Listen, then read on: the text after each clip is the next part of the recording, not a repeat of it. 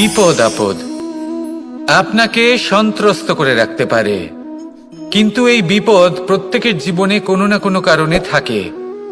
এটা আপনাকে দেখায় যে আপনার মধ্যে কি খামতি রয়েছে, কেন রয়েছে। এই বিপদ হলো সেই মাধ্যম যার দ্বারা আপনি নিজের দুর্বলতাকে নিজের শক্তিতে পরিবর্তন করতে পারেন। একটা ফুলের দিকে তাকান। একটা ফুল তার বুকে যখন একটা সূচ বিঁধে এপার ওপার হয়ে যায়, শুধু তখনই আমাদের প্রভুর জন্য ফুলের মালা তৈরি করা যায়। সেই জন্য কখনোই বিপদকে ভয় পাবেন না, তার থেকে দূরে পালাবেন না, একে স্বাগত জানান। বোঝার চেষ্টা করুন এই বিপদ কেন আছে। যদি বিপদকে বুঝতে পারেন তবেই জীবনকে বুঝতে পারবেন। যদি জীবনকে বুঝতে পারেন তবে এই বিপদকে সম্পদে পরিণত করতে পারবেন। আসুন আর আমার সাথে ভালোবেসে বলুন, রাধা রাধা। পরিকল্পনা অত্যন্ত গুরুত্বপূর্ণ, এটা আমাদের জীবনে অত্যন্ত আবশ্যক, এটা আমাদের জীবনে। কিন্তু এই পরিকল্পনা ঠিক কতটা হওয়া উচিত, অর্থাৎ এই পরিকল্পনার সম্পর্কে কতটা চিন্তা করা উচিত, কতটা ভবিষ্যতের বিষয়ে চিন্তা করা উচিত। এবার দূরদর্শিতা অত্যন্ত বিশিষ্ট গুণ মানব জীবনে, কিন্তু দূরদর্শিতায় এতটাও মগ্ন হওয়া উচিত নয় যে কাছের জিনিসগুলোই নজরে না পড়ে। আজকের কথা বাদ দিয়ে শুধুই ভবিষ্যৎ নিয়ে চিন্তা করা অনুচিত। এবার দেখুন, পরিকল্পনা করুন, কিন্তু তার থেকে বেশি উপভোগ করুন। এই মুহূর্ত সম্পর্কে অবগত নয়, কিন্তু ভবিষ্যতের কথা আমরা চিন্তা করতে থাকি। আমি এটা অনুভব করতে চাই, ওইটা অনুভব করতে চাই, ওই আনন্দ প্রাপ্ত করতে চাই। এটা অনুচিত। পরিকল্পনা করুন, সংযত করুন, কিন্তু আজকে, বর্তমানকে, এই মুহূর্তকে, জীবনের বাস্তবিক আনন্দ এটা, আর জীবনযাপনের সব থেকে শ্রেষ্ঠ পথও এটা। আসুন আমার সাথে ভালোবেসে বলুন, রাধা রাধা। মানুষ ছোট হোক বা বড়, রাজা হোক বা দরিদ্র, সমস্ত মানুষের মধ্যে একটা সামঞ্জস্য থাকে। সমস্ত মানুষের কাছে তার প্রশংসা অত্যন্ত গুরুত্বপূর্ণ। সে খুবই প্রসন্ন হয় যদি আপনি তার প্রশংসা করেন, কিন্তু আপনি যদি তাকে এটা বলেন যে এটা তোমার ভুল ছিল, তোমার কিছু খামতি ছিল, তখন সেটা সে মানতে রাজিই থাকে না। সব মানুষ এটা শুনতে পছন্দ করে যে সে যেটা করেছে সেটাই সর্বোত্তম। এবার আমি আপনাকে একটা কথা বলি, এ হলো নিন্দা, এ হলো প্রশংসা, আর এই হলো সত্য, যা সবার থেকে উচ্চস্থানীয়। সেই জন্য মানুষ আয়না দেখে। আয়না তাকে তার সৌন্দর্য দেখায় না, তাকে দেখায় যা সত্য, যাতে মানুষ আরো সুন্দর হওয়ার চেষ্টা করতে থাকে। তাই আয়না অত্যন্ত গুরুত্বপূর্ণ সত্যকে জানার জন্য। জীবনে নিন্দুকের মাহাত্ম্য প্রশংসকের মাহাত্ম্যের থেকে অনেক বেশি। কেন?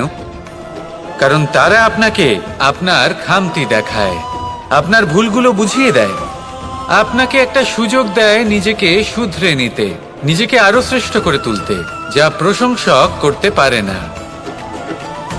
তাই জীবনে যদি কখনো নিন্দা করা হয়, তাকে ভালোবেসে গ্রহণ করুন, ধন্যাত্মক রূপে গ্রহণ করুন। যদি নিজেকে কোনো শিক্ষা দেওয়া সম্ভব হয় তাহলে অবশ্যই দিন। দেখবেন মন প্রসন্ন হয়ে বলবে, রাধা রাধা। আকাঙ্ক্ষা কখন লোভে পরিণত হয়ে যায় তা কেউ বলতে পারে না। এবার তার পরিণাম কি হতে পারে তাও আমরা কেউ জানি না। আজ আমি আপনাকে বলছি, কোনো ব্যক্তি সব থেকে বেশি ক্ষতির সম্মুখীন তখনই হয় যখন সে এটা মনে করে যে সে সব থেকে বেশি সুরক্ষিত স্থানে রয়েছে। সে ভাবে যে সে সেখানে সুরক্ষিত রয়েছে। সে তখন অসাবধান হয়ে পড়ে, আর তখনই তাকে জীবনের সব থেকে বড় ক্ষতির সম্মুখীন হতে হয়। নিঃস্ব হয়ে যাওয়ার পরিস্থিতি কোনো মানুষের জীবনে তখনই আসে যখন তার কাছে প্রচুর সম্পত্তি থাকে এবং সে তার থেকেও অনেক বেশি সম্পত্তি অর্জন করতে চায়। সেই অনেক বেশি সম্পত্তি অর্জন করার চেষ্টায় সে এমন কিছু করে বসে যার ফলে তাকে সমস্ত সম্পত্তি হারাতে হতে পারে। একজন রচনাকার নিজেই নিজের প্রতিভা একদম শেষ করে দিতে পারে যখন সে অনেকগুলো কাজ নিজের কাঁধে নিয়ে নেয়। একটা গুরুত্বপূর্ণ কথা সবসময় মনে রাখবেন, আজ আপনি যেখানেই থাকুন না কেন, যেমনই যে কোনো স্থানেই থাকুন না কেন, এর পেছনে আপনার আকাঙ্ক্ষার একটা বিশাল ভূমিকা রয়েছে। কিন্তু মনে রাখবেন, আপনাকে শিখতে হবে যে কখন আর কিভাবে নিজের উচ্চাকাঙ্ক্ষাগুলিকে লাগাম পরাতে হবে, কারণ এটা অত্যন্ত আবশ্যক। তাই আসুন আর আমার সাথে ভালোবেসে বলুন, রাধা রাধা। মানুষ কতটা বিচিত্র হতে পারে, সব সময় স্বপ্ন দেখতে থাকে যে কাল আমি এটা করব, কাল আমি ওটা শুরু করব, কাল আমি ওটা সম্পন্ন করব। এই যে কাল শব্দটা, এই কাল অত্যন্ত বিচিত্র এক শব্দ। আমরা সবসময় এটাকে আসতে দেখতে পাই, কিন্তু এটা আসাতে বর্তমানে পরিণত হয়। আবার আজ নতুন কাল দেখতে পাই, তার জন্য অপেক্ষা করি, যখন সেটা সামনে আসে বর্তমানে পরিণত হয়। এই কাল সবসময় একটা মিথ্যে সান্ত্বনা দেয় যে সে আসছে, কিন্তু সে কখনোই আসে না। যেটা আপনার হাতে রয়েছে তা হলো আজ, বর্তমান। তাই যা করার আছে, যা সম্পন্ন করতে চান, যা শুরু করতে চান, আজ করুন, বর্তমানে করুন।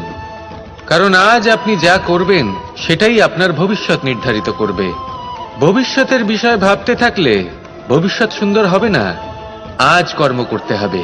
তাই আজ বর্তমানে জীবনযাপন করুন, কর্ম করুন, আর আমার সাথে ভালোবেসে বলুন, রাধা রাধা। সৌন্দর্য। মানুষ নিজের সৌন্দর্যের বিষয়ে কতটা ভাবে, চায় যে সে সব থেকে বেশি রূপবান হবে, সব থেকে বেশি সুন্দর হবে। কিন্তু সৌন্দর্যের পরিভাষা কি তা কি সে জানে? কোনো মাকে জিজ্ঞেস করুন, ওনার জন্য সৌন্দর্যের পরিভাষা ওনার সন্তান। কোনো ভক্তকে জিজ্ঞেস করুন, ওনার জন্য সৌন্দর্যের পরিভাষা ওনার ভগবান। শ্রীরামকে জিজ্ঞেস করুন, ওনার জন্য সৌন্দর্যের পরিভাষা হলো হনুমান। ভাঙা হানু, ফুলে যাওয়া মুখ, দেখতে গেলে উনি বানর, লম্বা লেজ, এত নিরীহ যে ওনাকে অমূল্য মালা দিলে সেটা ছিঁড়ে তার ভেতরে শ্রীরামকে খুঁজছিলেন। কিন্তু ওনার ভাবনা কত সুন্দর। উনি এটা বিশ্বাস করেন যে সংসারের যতই মূল্যবান জিনিস দিয়ে এই মালা তৈরি করা হোক না কেন, যদি এর মধ্যে শ্রীরাম না থাকেন তাহলে এর মধ্যে কোনো অর্থ নেই। সৌন্দর্য রূপে নয়, ভাবনায় নিহিত থাকে। যদি আপনি সৌন্দর্য প্রাপ্ত করতে চান তাহলে তা কর্মে নিয়ে আসুন, ভাবনায় এবং বিচারে নিয়ে আসুন। এই সৌন্দর্য আপনার সাথেই থাকবে। যদি আপনি সৌন্দর্যকে রূপের মধ্যে খোঁজেন তাহলে কিছুক্ষণের জন্য পাবেন, সেই সৌন্দর্য সময়ের সাথে হারিয়ে যাবে। সৌন্দর্য যদি পেতে চান, খুঁজতেই চান, তাহলে হৃদয় খুঁজুন, কর্মে খুঁজুন। মন প্রসন্ন হয়ে বলবে, রাধা রাধা। আমরা সকলেই কামনা করি, আমরা সবাই সেটা প্রাপ্ত করতে চাই যা আজ পর্যন্ত কেউ প্রাপ্ত করেনি, সেটা পেতে চাই যা আজ পর্যন্ত কেউ পেতে পারেনি, সেটাই কাছে রাখতে চাই যা আজ পর্যন্ত কখনো আমরা পাইনি। এবার সেটা কিভাবে করা যেতে পারে? যদি আপনি সেটা প্রাপ্ত করতে চান যা আজ পর্যন্ত আপনি কখনো পাননি, তাহলে আপনাকে সেটা করে দেখাতে হবে যা আজ পর্যন্ত আপনি কখনো করেননি। সেই চেষ্টা করতে হবে যা আজ পর্যন্ত কখনো করেননি, সেই পরিশ্রম করতে হবে যা আজ পর্যন্ত কখনো করেননি। তবেই আপনি সেটা পাবেন যা আজ পর্যন্ত কখনো পাননি। কারণ যেমন বীজ বপন করবেন তেমনই অঙ্কুর আপনি লাভ করবেন। আসুন আর আমার সাথে ভালোবেসে বলুন, রাধা রাধা। মানুষের মানসিকতা এমন হয় যে সে যতটা করে আশা করে যে তার থেকে অনেক বেশি তার বদলে সে পাবে। দেখুন, সবকিছুই আপনার ভাবনা চিন্তার উপর নির্ভর করছে। আপনি যদি ফলের বিষয়ে ভেবে কর্ম করতে থাকেন তাহলে সেটা অনুচিত। জীবনের আসল আনন্দ হলো নিজের কর্ম করতে থাকা, ফলের চিন্তা করা উচিত নয়। যদি আপনি এরকম ভাবেন যে আমি এতটা করছি, আমার এতটা পাওয়া উচিত, সেই ভাবনা অনুচিত। যদি আপনি সেবার মানসিকতা নিয়ে কর্ম করতে থাকেন, কর্মচক্রে প্রবাহিত হন, যদি আপনি এমন ভাবনা রাখেন যে আমি এতটা পাচ্ছি, তাই এর থেকে অনেক বেশি আমি কর্ম করব, তাহলে নিশ্চিত রূপে আপনি যতটা করছেন তার থেকে অনেক বেশি আপনি পাবেন। আপনার আশার থেকে অনেক বেশি আপনি পাবেন। শুধু জীবনে অনেক বেশি কাজ করতে থাকুন, ফলের চিন্তা করবেন না। আর মনে রাখবেন, এই ভাবনাই সব থেকে বড় বীজ।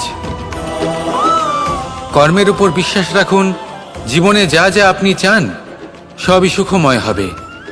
আসুন আর আমার সাথে ভালোবেসে বলুন, রাধা রাধা। ধন মানুষের জীবনের সব থেকে বড় প্রয়োজনীয়তা, সেই অস্ত্র যার দ্বারা মানুষের জীবনের অনেক সংকট দূর করে দেওয়া যেতে পারে,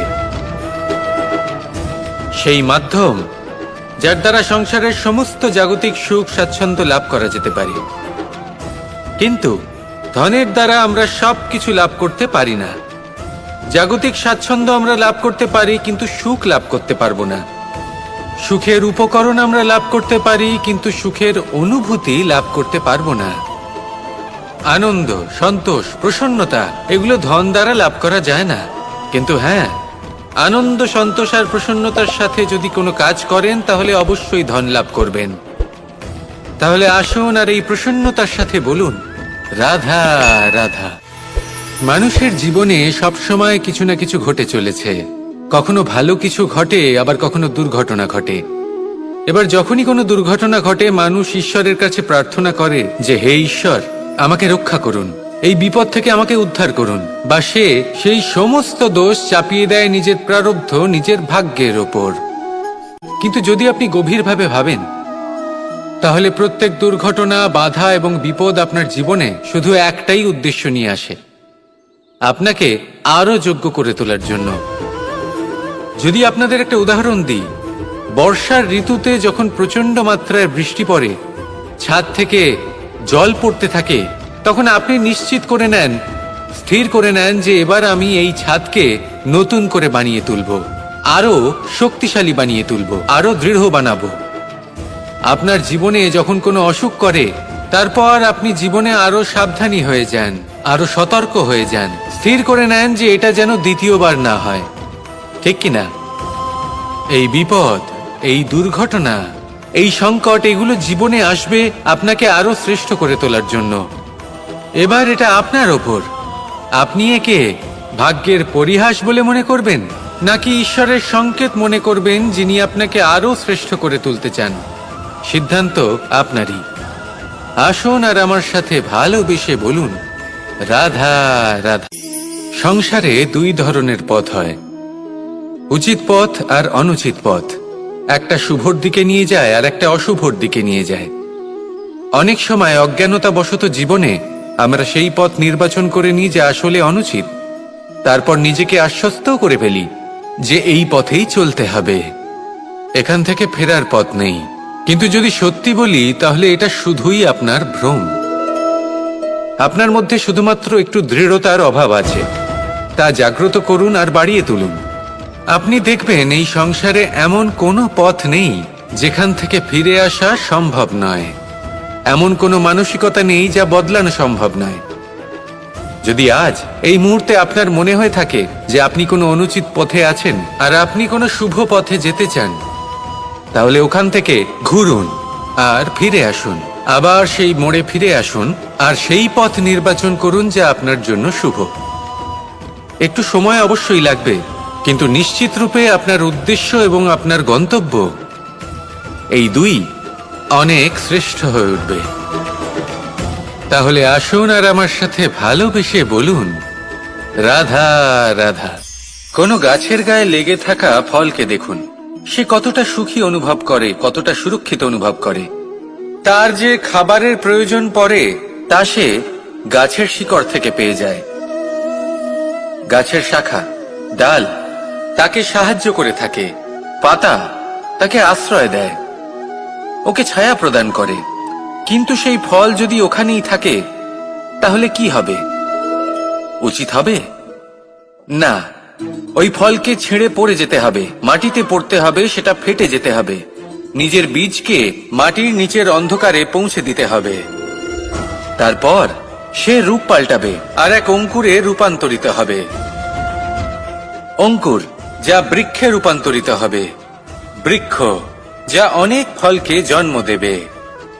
সেইভাবেই আপনি জীবনে যদি মহান কিছু করতে চান, শ্রেষ্ঠ কোনো কাজ করতে চান, তাহলে আপনাকে সুরক্ষা ক্ষেত্র থেকে বেরিয়ে আসতেই হবে আর কর্ম করতে হবে।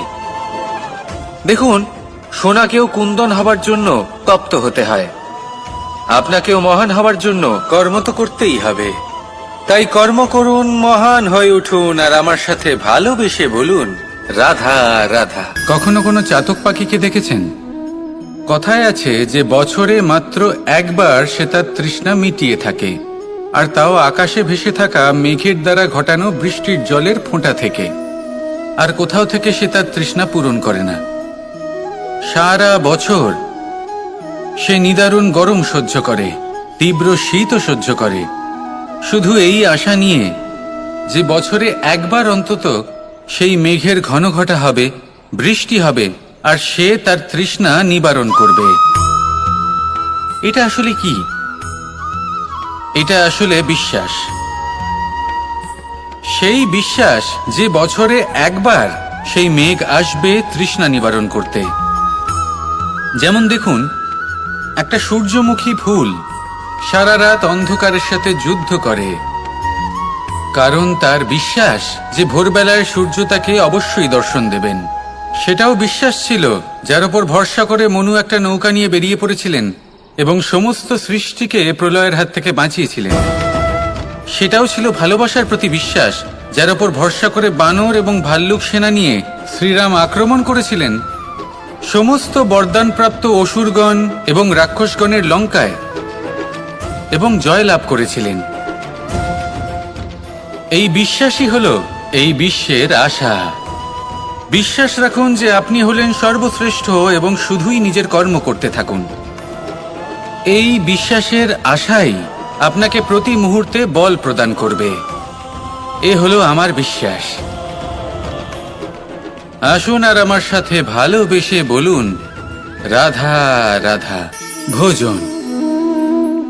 এই সংসারে যেই হোক না কেন, কোনো মানুষ হোক, কোনো প্রাণী হোক, কোনো কীট হোক বা কোনো বনস্পতি হোক, প্রত্যেকের জন্য ভোজন অতি আবশ্যক।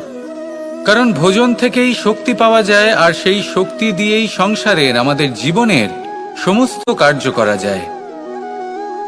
এবার এমন এক ধরনের শক্তি হয় যা শীতের ঋতুতে সূর্য থেকে আমরা পেয়ে থাকি, আর আরেক ধরনের উত্তাপ হয় যা দিয়ে ভোজন রান্না করা হয়, সুস্বাদু নানান ধরনের ভোজন। এবার অত্যন্ত গুরুত্বপূর্ণ হলো যে ব্যক্তি সেই ভোজন বানাচ্ছেন তার মানসিক পরিস্থিতি এবং সেই ব্যক্তি যিনি ভোজন গ্রহণ করছেন তার মানসিক অবস্থা। যখনই আপনি ভোজন বানাচ্ছেন তখন ভালোবাসার সাথে কাজটা করুন, ধন্যাত্মক ভাব নিয়ে, সৎ ভাবনার সাথে। কারণ আপনার এই মানসিক স্থিতি শক্তির আকারে সেই খাদ্যের সাথে মিলে মিশে যায়। আর যখনই আপনি ভোজন গ্রহণ করছেন তখন সদ্ভাবনার সাথে, প্রসন্নতার সাথে গ্রহণ করুন, ধন্যাত্মক ভাব নিয়ে। যদি আপনি প্রসন্নতার সাথে রান্না করেন, প্রসন্নতার সাথে খাদ্য গ্রহণ করেন, তাহলে আপনি প্রসন্নই থাকবেন, আর মন সুপ্রসন্ন হয়েই বলবে, রাধা রাধা। সংসারের বিভিন্ন ক্ষেত্রে আপনি অনেক কিছুই দেখতে পাবেন। যে কোনো খেলা, কোনো নাটক দেখতে পাবেন, কেউ কোনো খেলা খেলছে তা দেখতে পাবেন, আর দর্শকগণ এই দেখে অত্যন্ত আনন্দ লাভ করেন, হাততালি দিতে থাকেন, প্রশংসা করতে থাকেন, নিজের অন্তরের উৎসাহ প্রকাশ করতে থাকেন। কি দেখে করেন? সেই সমস্ত খেলোয়াড়দের দেখে করেন যারা এই খেলাটা খেলছে, তাই না? কিন্তু অনেক সময় সেই খেলোয়াড়রা সেই খেলার আনন্দ উপভোগ করতে পারেন না, কারণ ওনারা চাপা পড়ে যান তাদের কামনার চাপে। জয় লাভ করার কামনা, প্রথম স্থান লাভ করার ইচ্ছে, প্রতিযোগিতায় সবথেকে এগিয়ে থাকার ইচ্ছে তাদেরকে এই খেলা উপভোগ করতেই দেয় না। সেই জন্য কখনো কখনো এই খেলোয়াড়দের থেকে অনেক বেশি আনন্দ উপভোগ করেন দর্শকগণ, যেখানে এই খেলাটা কিন্তু খেলছেন খেলোয়াড়রাই। আমি এটা বলছি না যে এই ইচ্ছে, এই আকাঙ্ক্ষা অনুচিত না, কিন্তু তার সাথে সেই খেলা, সেই কর্মের আনন্দ উপভোগ করাও অত্যন্ত গুরুত্বপূর্ণ। তাই সেটা উপভোগ করুন, যে উৎসাহ আপনি উপভোগ করছেন তা যাপন করা অত্যন্ত গুরুত্বপূর্ণ। দেখুন, সত্যি বলতে এটা কিন্তু আপনার অধিকারও বটে। আপনি যে কর্ম করছেন তার ফল তো আপনি অবশ্যই পাবেন। সেটা যখন আপনি পাচ্ছেন তখন আপনার তা উপভোগ করা উচিত। সেটাই করুন। জীবনে সফলতা এবং অসফলতা এরা আসা যাওয়া করতে থাকে। যখন সাফল্য আসবে তখন তা উপভোগ করুন, যখন অসফলতা আসবে তখন তার থেকে শিক্ষা লাভ করুন। সাফল্য আপনার কাছে আবার ফিরে আসবে। আর এই মন, আপনি তো জানেন, এই মন প্রসন্ন হয়ে বলবে রাধা রাধা। ব্যায়াম, এই শব্দ আমরা সকলে শুনেছি, আর এটা সারা জীবন আমাদের সাথেই থাকে কোনো না কোনো রূপে। যখন আমরা জন্মগ্রহণ করি, চলতে শিখি, প্রথমে আমরা হামাগুড়ি দিয়ে চলি, পরে চলতে চেষ্টা করি কিন্তু পড়ে যাই। তখন আমাদের বাড়ির গুরুজনেরা আমাদের আটকান না। ওনারা মনে করেন এইভাবেই আমাদের সন্তান চলতে শিখবে, এইভাবেই তার পা আরো মজবুত হবে, যা অত্যন্ত গুরুত্বপূর্ণ। এইবার জীবনকালে যতই আমরা এগোতে থাকি, এই ব্যায়াম বিভিন্ন রূপে আমাদের সাথেই থাকে। কিন্তু আপনি কি জানেন যে এই ব্যায়ামের তাৎপর্য আসলে কি? আপনি কি জানেন এই ব্যায়ামের মর্ম আসলে কি? যখনই আমরা এই ব্যায়াম করি, আমাদের শরীরের মাংসপেশি ক্ষয় হয়। প্রথমে তা ক্ষয় হয়, তারপর আবার তা নির্মিত হয়। আরো শ্রেষ্ঠ, আরো শক্তিশালী মাংসপেশি আমরা লাভ করি। অর্থাৎ এই ব্যায়াম হলো সৃজনের বিজ্ঞান। এই ব্যায়াম আমাদের জন্য অত্যন্ত আবশ্যক। সেই জন্য জীবনে যখনই কোনো কিছু নষ্ট হয়ে যায়, চলে যায়, তখন হতাশ হয়ে পড়বেন না, তাকে পুনর্নির্মাণ করার চেষ্টা করবেন। আর এই শিক্ষা আমরা লাভ করি পাখিদের থেকে। যখনই বর্ষা হয়, ঝড় আসে, যখন পাখির বাসা ভেঙে চুরমার হয়ে যায়, তারা হার মেনে নেয় না। সে আবার অল্প অল্প করে সব খুঁজে একত্রিত করে আবার নিজের বাসা বানিয়ে তোলে, পুনরায় এক জীবনকে জন্ম দেয়, এক নতুন পরিবারকে জন্ম দেয়। তাই মনে রাখবেন, জীবনে এইভাবেই যদি আপনি নির্মাণ করতে চান, সৃজন করতে চান, তাহলে সেই নির্মাণের জন্য ভাঙনের অভিজ্ঞতা থাকা অত্যন্ত আবশ্যক। ভগ্ন বস্তুকেও সম্মান করা অত্যন্ত আবশ্যক। এই আচরণ মনে নিয়ে আসুন, মন প্রসন্ন হয়ে বলবে রাধা রাধা। মানুষ যখন কোনো শক্তি লাভ করে তখন সে নিজেকে বলশালী মনে করে। শক্তি লাভ করলেই তার মধ্যে অহংকার চলে আসে, অভিমান চলে আসে। তার কারণ হলো সে একটা সহজ কথা বুঝতেই পারে না। এই সব যা হচ্ছে সময়ের জন্য হচ্ছে। সময়ের থেকে বেশি বলশালী আর কেউ নেই। এই সময়ের জন্যই রাবণ ভক্তি দ্বারা কৈলাস পর্বত তুলে নিয়েছিলেন। আবার সেই সময়ের জন্যই, সেই কারণেই রাবণকে বধ হতে হলো। তার সাথে সাথে রাক্ষস কুলও ধ্বংস হয়েছিল এবং লঙ্কাও ভস্ম হয়ে গেছিল। দেখতে গেলে জন্ম থেকে মৃত্যু পর্যন্ত এই যে সময়, সেটাই হলো জীবন। কিন্তু তার মধ্যেও যা সময় আসে, কোনো কারণেই আসে। সেই সময় আমরা যাপন করে কিছু শিখতে পারি। তাই আজ যে সময় আপনার হাতের কাছে আছে, তাকে মুষ্টিবদ্ধ করে রাখুন, তাকে সামলে রাখুন, তাকে সংযত করে রাখুন। অনুভব করুন, তার থেকে কিছু শিখুন, তাকে কোনোভাবেই ব্যর্থ হতে দেবেন না। আর এটা জেনে রাখুন যে ভবিষ্যতে যা কিছু হতে পারে, যা কিছু হতে চলেছে, সেটা না আপনি জানেন আর না তা আপনার বশে রয়েছে। সেই জন্য আজ অহংকার বা অভিমান করে নিজের ভবিষ্যতের ক্ষতি করবেন না, সেই অনর্থ ঘটাবেন না। এটাই হলো সময়ের অর্থ। আসুন আমার সাথে ভালোবেসে বলুন রাধা রাধা। কথায় আছে, যখন আপনি যুদ্ধক্ষেত্রে দাঁড়িয়ে তখন শত্রুকে পিঠ দেখিয়ে পালিয়ে যাওয়া বা পিছু হটে যাওয়া অত্যন্ত অনুচিত যুদ্ধনীতি হয়। কথায় আছে যে শ্রেষ্ঠ যুদ্ধ নীতি হলো সেটাই যেখানে আপনি অস্ত্র হাতে নিয়ে এগিয়ে যান, সাহসের সাথে যুদ্ধ করে শত্রুকে পরাস্ত করে ফিরে আসেন। আর সেটাই আমি করেছিলাম। তখন মহাভারত রচনা হয়েছিল, কারণ তখন ধর্মরক্ষা করা আবশ্যক ছিল। কিন্তু এমনও একটা সময় ছিল যখন আমি যুদ্ধ থেকে পালিয়েছি, কারণ তখন প্রজাদের সুরক্ষা বেশি গুরুত্বপূর্ণ ছিল। আমার গায়ে যুদ্ধ বিমুখ হবার কলঙ্ক লাগিয়েছিল, কিন্তু ঠিক আছে, আমি সেটাই করেছিলাম যেটা প্রয়োজনীয় ছিল। শ্রীরামও লঙ্কা গিয়ে রাবণকে হত্যা করার পূর্বে 4 মাস ধরে অপেক্ষা করেছিলেন। অপেক্ষায় ছিলেন কবে সেই সেতু সম্পন্ন হবে। তারপরে গিয়ে রাবণকে পরাস্ত করলেন, তাকে বধ করলেন। জীবনে কখনো কখনো থেমে যাওয়া বা পিছু হটে যাওয়া কার্যকর হতে পারে। এটা প্রত্যেক সময়ের উপরে নির্ভর করে। শত্রু যে কেউ হতে পারে, যখন খুশি আক্রমণ করতে পারে। কোনো মানুষ হতে পারে, আবার কোনো দানবও হতে পারে। আমাদের নিজেদের মানসিকতা হতে পারে, কোনো অসুখ হতে পারে, মহামারীও হতে পারে। সেক্ষেত্রে সেটাই করুন যেটা উচিত মনে হয়। দেখুন, প্রত্যেকবার নারায়ণ তো আপনাকে সাহায্য করতে আসবেন না। অনেক সময় মানুষকে নিজেকেই সেই বাধার সম্মুখীন হয়ে তাকে পরাস্ত করতে হয়। আর এমনিতেও কথায় আছে যে প্রত্যেক নরের মধ্যে নারায়ণ আছেন। তাই অন্তরের নারায়ণকে জাগ্রত করুন, আর যা সমস্যা আছে তাকে সমাপ্ত করে ফেলুন, তা সে যতই পিছু হটে করতে হোক না কেন। আসুন আর আমার সাথে ভালোবেসে বলুন, রাধা রাধা। গুরু, যিনি পথ দেখান, আমাদের জীবনে অত্যন্ত গুরুত্বপূর্ণ, অত্যন্ত আবশ্যক। কিন্তু কিছু মানুষ মনে করেন যে গুরুর কোনো প্রয়োজন নেই, কারণ এই সমগ্র জ্ঞান মানুষের অন্তরেই নিহিত রয়েছে। এবার প্রশ্ন এটাই, যদি সমস্ত জ্ঞান মানুষের অন্তরে নিহিত থাকে, তাহলে গুরুর কি প্রয়োজন? আর যারা আজ পর্যন্ত গুরুকে মেনে এসেছেন, তারা কি অনুচিত করেছেন? এর উত্তর আমি আপনাকে দেব একটা উদাহরণ দ্বারা। একটা কাঠ যা জ্বলনশীল, জ্বলনের ঊর্জা তার অন্তরে নিহিত রয়েছে, কিন্তু তার জ্বলনের জন্য বাইরে থেকে একটা অনুঘটকের প্রয়োজন হয়। এই অনুঘটকই হলেন আপনার গুরু। উত্তাপ যা একটা কাঠকে জ্বালাতে পারে, সেই উত্তাপ হলো গুরুর প্রচেষ্টা। যদি সেই গুরুই না থাকে, তার প্রচেষ্টাই না থাকে, তাহলে সেই সমস্ত জ্ঞান যা মানুষের অন্তরে নিহিত, তা ব্যর্থ হয়ে যাবে। যদি আপনার সাথে আপনার গুরু থাকেন, আপনার পথ প্রদর্শন করেন, আপনার অন্তরের জ্ঞানকে বাইরে নিয়ে আসতে পারেন, তাহলে তাকে সম্মান করুন। আর আমার সাথে ভালোবেসে বলুন, রাধা রাধা।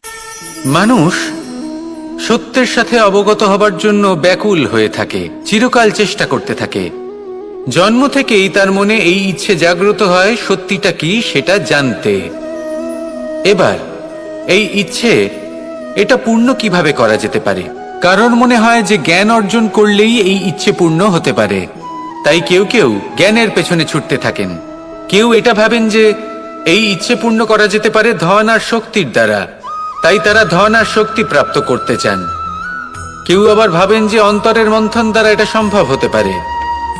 এবার এটাও সত্যি যে মন্থন করলে অমৃত লাভও সম্ভব হতে পারে, কিন্তু তার জন্য এই মন্থন করার জন্য একটা উচিত দিকে অগ্রসর হওয়া প্রয়োজনীয়। উচিত সংযমের দ্বারা সামনে এগোতে হবে, আর কোনো আশা না করে সামনে এগিয়ে যেতে হবে, তবেই এটা সম্ভব হতে পারে। একটা বাদ্যযন্ত্রের কথা ভেবে দেখা যাক। তার থেকে সুর তখনই নির্গত হয় যখন তার তারগুলি ঠিক করে বাঁধা হয়।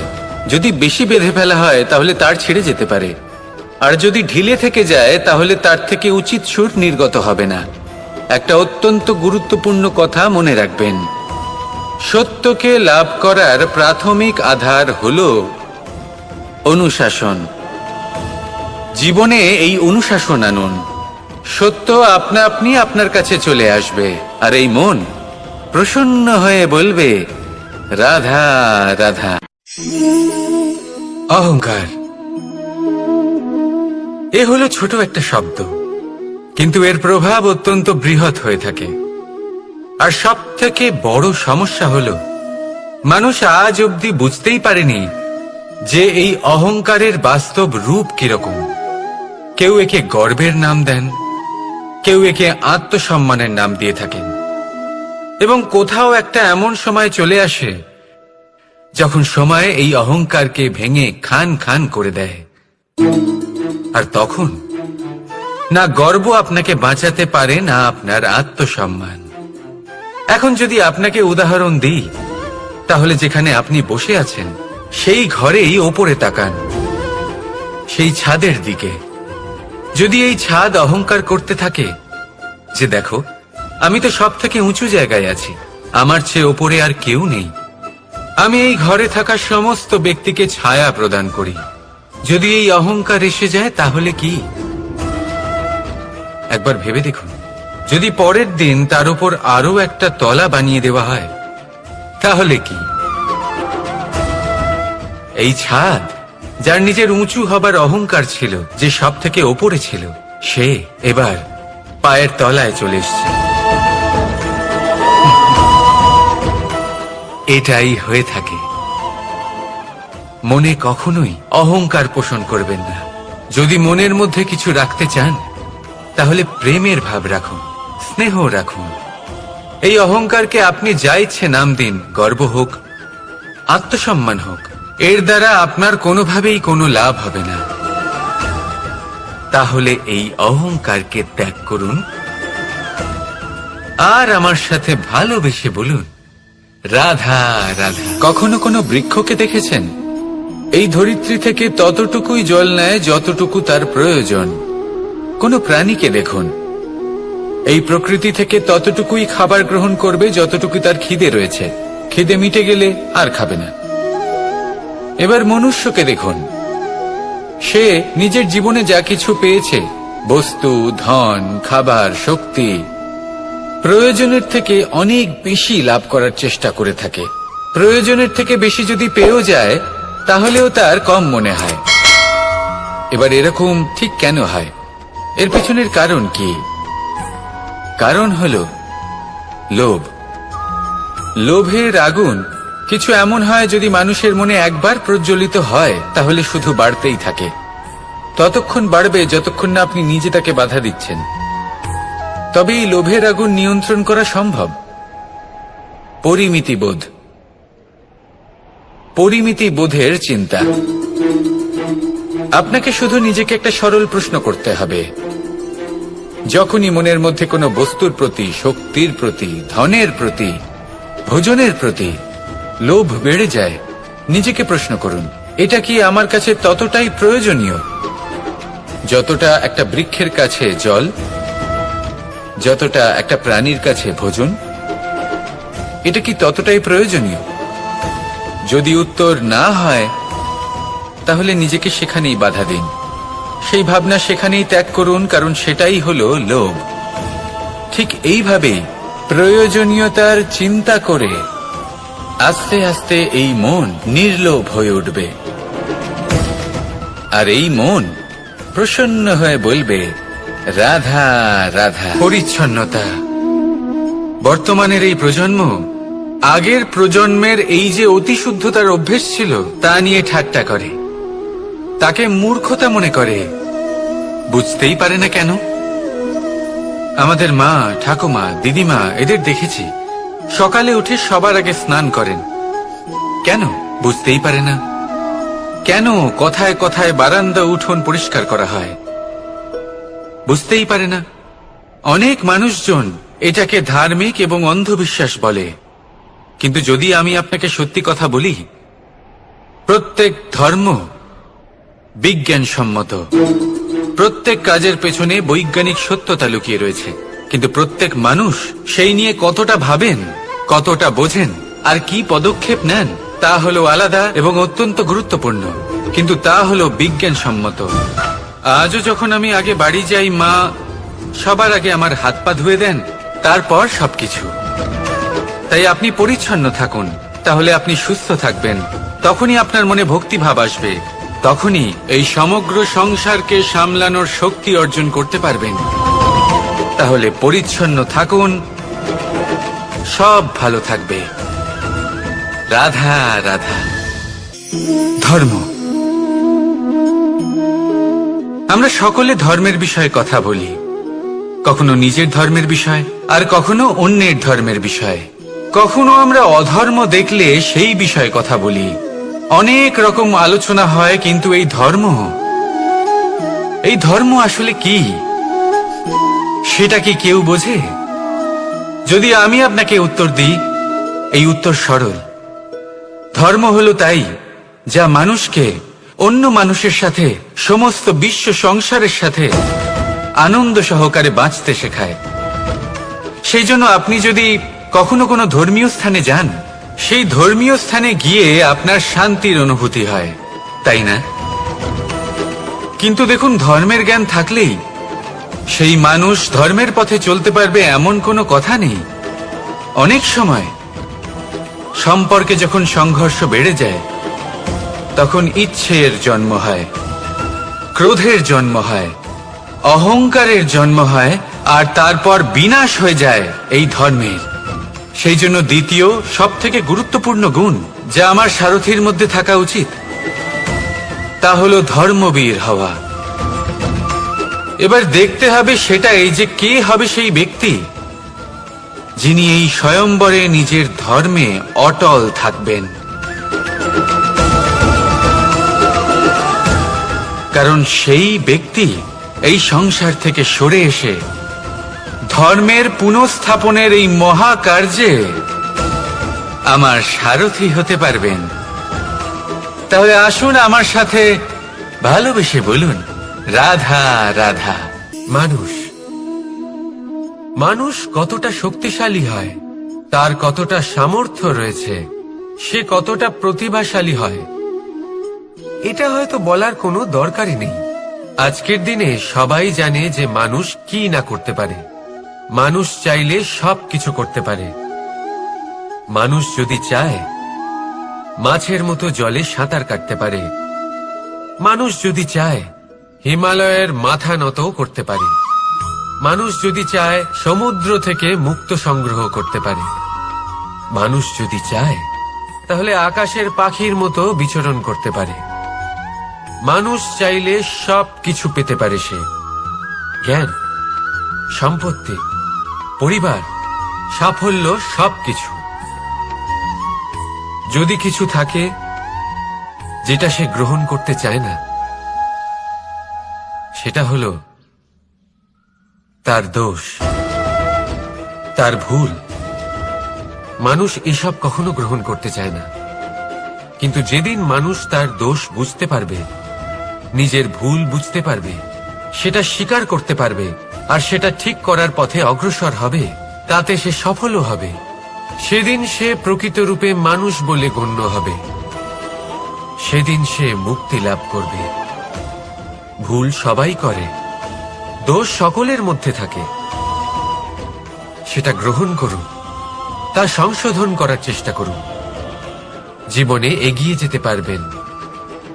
আর আমার সাথে ভালোবেসে বলুন, রাধা রাধা। ধৈর্য, এই ধৈর্য কি কোনো গুণ, কোনো অনুভূতি, কোনো দৃষ্টিভঙ্গি? আমার জন্য ধৈর্য এক বাহন। আপনি হয়তো ভাবছেন, এ কেমন বাহন? বাহন তো ঘোড়া হতে পারে, হাতি হতে পারে, উটও হতে পারে, কিন্তু ধৈর্যকে বাহন বানানো মানে? চলুন আপনাকে একটা কথা বোঝাই। পৃথিবীতে এমন কোনো বাহন নেই যে তার আরোহীকে আছড়ে ফেলেনি। সেটা উট হোক বা হাতি হোক বা ঘোড়া হোক, চলতে চলতে কখনো নড়বড় করেই বসে। তারপর সেই আরোহী পড়ে কারোর পায়, তারপর পড়ে তার নিজের নজরে। কিন্তু ধৈর্যরূপী বাহন কখনো কাউকে ফেলে না, কখনো না। না সেই আরোহী কারোর পায়ে পড়ে, আর না তো নিজের নজরে। কারণ ধৈর্য আপনাকে বিবেক প্রদান করে। বিবেক আপনাকে পরিকল্পনায় সাহায্য করে, আর পরিকল্পনা প্রদান করে আপনাকে শক্তি, আপনার লক্ষ্যের দিকে অগ্রসর হওয়া। বুঝলেন? ধৈর্যকে সঙ্গে রাখুন, নিজেকে আরো ধৈর্যশীল করে তুলুন। এই ধৈর্যের সাহায্যে আরোহণ করে দেখুন কিভাবে এই বাহন আপনাকে আপনার গন্তব্যে পৌঁছে দেবে। রাধা রাধা। ভগবান প্রত্যেক কঠিন পরিস্থিতিতে এই নামই আছে যা আমাদের উপায় দিয়ে থাকে। ব্যক্তি যান, ভগবানের পুজো করেন, আরাধনা করেন, ব্রত পালন করেন, মন্দিরে যান, পুজো পাঠ করেন, ভগবানকে জাগিয়ে তোলেন। আর তারপর শুরু হয় সমস্ত প্রশ্ন। হে ভগবান, আমার সাথে এরকম কেন হচ্ছে? কেন আমারই জীবনে এত দুঃখ আছে? আমি কিভাবে এর সম্মুখীন হব?